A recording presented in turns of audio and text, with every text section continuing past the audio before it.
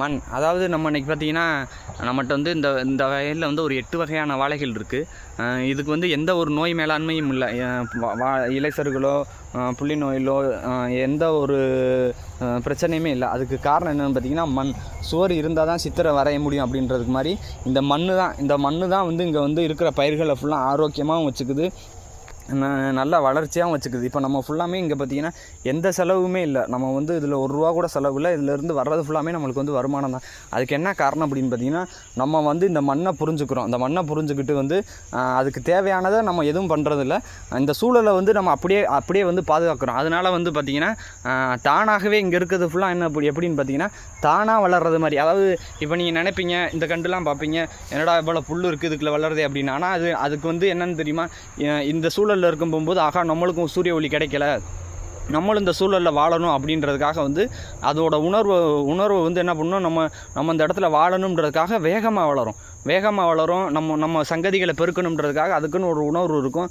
அதனால் அது வந்து வேகமாக வளரும். நம்மளுக்கு நல்ல ஒரு இதை தெரியும். அதே மாதிரி பார்த்திங்கன்னா இந்த சூழலில் அது வளர்கிறதுனால தானாக அங்கே இருக்கிற நோய்களையும் அதுவாகவே சரி பண்ணிக்கும். ஆனால் நம்ம இன்றைக்கி என்ன பண்ணுறோம்னா ரசாயன உரங்களை கையில் வச்சுக்கிட்டு நம்ம வேகமாக வளர்ச்சி விவசாயத்தை வந்து அறுவடை பண்ணணுன்றதுக்காக ரசாயன உரங்களை பயன்படுத்தி வேகமாக வந்து பயிர்களை ஊக்குவிக்கிறதுக்காக நம்ம ரசாயன உரங்களை பயன்படுத்துறதுனால என்னென்னு பார்த்திங்கன்னா இந்த இயற்கையில் விளையிற மாதிரி பார்த்திங்கன்னா அங்கே வந்து உங்களுக்கு வந்து நோய் மேலாண்மைக்கும் நம்ம அதிகமாக செலவழிக்கிற மாதிரியா இருக்குது.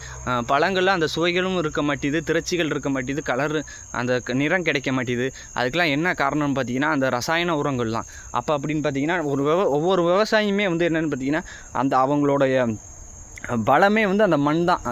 என்னைக்கு வந்து ஒரு விவசாயி வந்து அந்த மண்ணை பற்றி தெரிஞ்சுக்கிறாங்களோ அன்னைக்கு இது வந்து தான் அந்த விவசாயிகள் வந்து அதிகமாக லாபத்தை வந்து ஈட்ட முடியும்.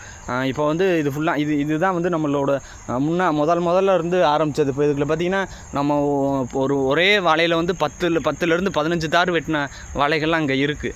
அதுக்கெலாம் நம்ம வந்து எந்த ஒரு செலவும் இல்லை, எந்த ஒரு பராமரிப்பும் இல்லை, தார் வெட்டுறது மட்டும்தான் வந்து இதாக இருக்குது. இப்போ இதையே அடிப்படையாக வச்சு தான் இப்போ நம்ம வந்து அங்கே பண்ணுறோம். ஆனால் அங்கே வந்து என்ன பண்ணுறோம்னா இங்கே வந்து நம்ம எதுவுமே பண்ணுறதில்ல. அங்கே வந்து நம்ம வளர்ச்சி ஊக்கி கொடுக்குறோம், அவ்வளோதான்.